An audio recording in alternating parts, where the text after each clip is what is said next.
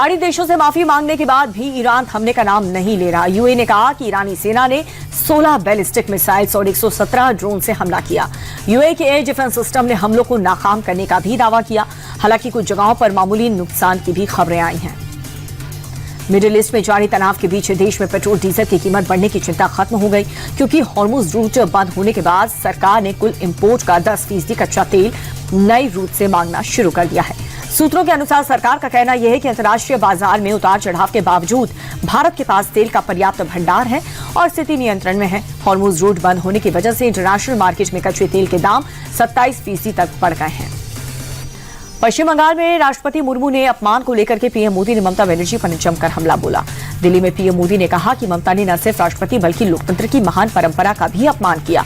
TMC के लोग सत्ता के अहंकार में डूबे हुए हैं। इनका अहंकार बहुत जल्द टूटने वाला है। दरअसल कल राष्ट्रपति बंगाल दौरे पर थी और जहां उनको रिसीव करने न तो सीएम गई और न ही कोई उनका मंत्री, जिसके बाद से ही बीजेपी टीएमसी पर हमलावर हो गई है।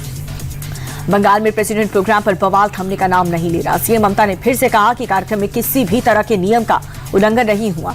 राष्ट्रपति के प्रोग्राम में राज्य सरकार का कोई रोल नहीं है। आयोजक और भारत सरकार के जिम्मे कार्यक्रम हुआ। हम महामहिम के पद का पूरा सम्मान करते हैं, लेकिन चुनाव को लेकर के बंगाल को बदनाम करने की साजिश अच्छी बात नहीं। प्रधानमंत्री मोदी ने दिल्ली वासियों को 33,500 करोड़ रुपए की बड़ी सौगात दी। पीएम ने कई विकास परियोजनाओं का शिलान्यास और उद्घाटन किया।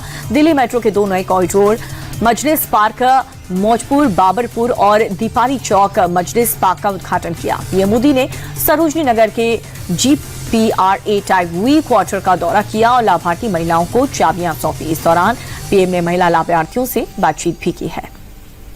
लोकसभा स्पीकर के खिलाफ अविश्वास प्रस्ताव पर चर्चा से पहले पीएम मोदी ने ओम बिरला की तारीफ की है। पीएम मोदी ने कहा कि वो जितने शानदार लोकसभा सांसद हैं, उतने ही बेहतरीन लोकसभा स्पीकर हैं।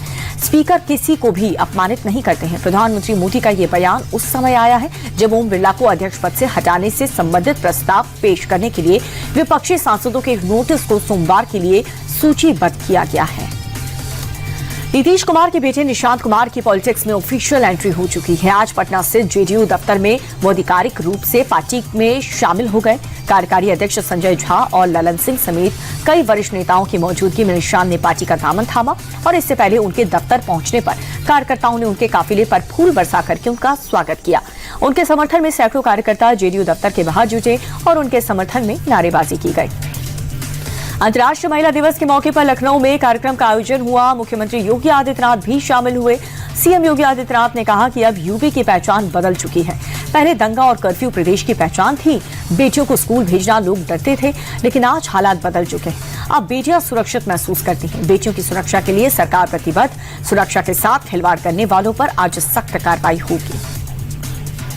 पंजाब के वित्त मंत्री हरपाल सिंह चीमा ने विधानसभा में वित्त वर्ष 2026-27 के लिए 2,60,000 करोड़ रुपए का बजट पेश किया।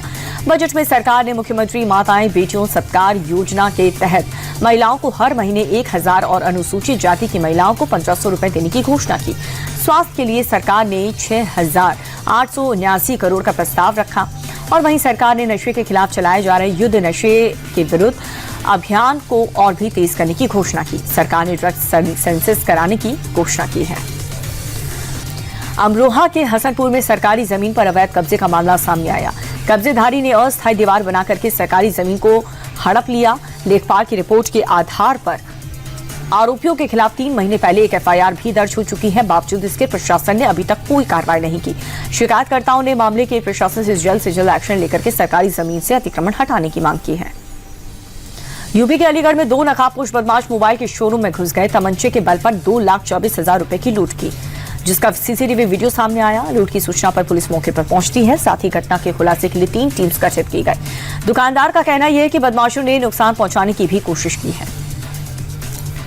बांग्लादेश के कुमिल्ला में काली माता के मंदिर में धमाका हुआ। हादसे में पुजारी समेत 3 लोग घायल हो गए। ब्लास्ट के वक्त मंदिर में पूजा चल रही, तभी अचानक से धमाका हुआ और ये पूरी घटना सीसीटीवी में कैद हो गए। सीसीटीवी में साफ दिख रहा है कि एक नकाबपोश व्यक्ति एक बैग लेकर मंदिर परिसर में घुसता है और कुछ देर इधर उधर देखने के बाद वो बैग को वहीं छोड़ करके मंदिर से निकल जाता है। उसके कुछ देर बाद ही मंदिर में धमाका हो गया। वेनेजुएला की राजधानी काराकास में डिटेंशन सेंटर से 20 से ज्यादा कैदियों को रिहा किया गया। जेल से बाहर निकलते ही नेताओं और कार्यकर्ताओं की आजादी के नारे लगाए। दिलचस्प बात यह रही कि रिहाई एमनेस्टी बिल के तहत नहीं हुई है। निकोलस मादुरो के खिलाफ अमेरिकी सैन्य कार्रवाई के बाद इस कदम को राजनीति में एक बड़ा बदलाव माना जा रहा है। वेनेजुएला में सैकड़ों लोग अब भी सलाखों के पीछे हैं और परिवार उनकी रिहाई की मांग पर अड़ा है। बिजनेसमैन अनिल अंबानी की मुश्किलें बढ़ती जा रही हैं। सीबीआई ने एक और नया केस दर्ज किया। ये एफआईआर पीएनबी के चीफ मैनेजर की शिकायत पर दर्ज हुई है। एफआईआर के मुताबिक 2013 से 17 के बीच अनिल अंबानी ने रिलायंस कम्युनिकेशंस के अधिकारियों के साथ मिलकर 1085 करोड़ की धोखाधड़ी की। बैंक का आरोप यह है कि कंपनी ने फंड को जानबूझकर दूसरी जगह डाइवर्ट कर दिया। नई एफआईआर में रिलायंस कम्युनिकेशंस, अनिल अंबानी और मझारी काकर समेत कई लोगों को आरोपी बनाया गया है। देश की 10 सबसे बड़ी कंपनियों में से 8 की वैल्यू बीते हफ्ते कारोबार में 2.81 लाख करोड़ रुपए घट गई। इस दौरान एसबीआई की वैल्यू सबसे ज्यादा घटी है। लार्सन एंड ट्रूबो, बजाज फाइनेंस, टीसीएस, एचयूएल और भारती एयरटेल की भी वैल्यू घटी है और वहीं रिलायंस और इन्फोसिस की वैल्यू बढ़ी। जियोपॉलिटिकल तनाव और जंग जैसे हालात में महंगाई बढ़ने का खतरा रहता है और इससे कंपनियों का मुनाफा कम हो सकता है। ऐसे में निवेशक उनके शेयर बेचना शुरू कर देते हैं और इसे सोने चांदी जैसी सुरक्षित जगह निवेश करते हैं। गर्मी से पहले एसी खरीदना महंगा हो गया। एसी, डाइकिन, वोल्टास और ब्लू स्टार जैसी बड़ी कंपनीज ने कीमत 15% तक बढ़ा दी। कंपनियों का कहना यह है कि कच्चे माल जैसे कॉपर, एल्यूमिनियम की बढ़ती कीमतों और माल ढुलाई के खर्च में इजाफे की वजह से कीमत बढ़ाने का फैसला किया गया। आपको बता दें कि भारतीय रुपए के कमजोर होने से पूंजों का आयात महंगा हो चुका है।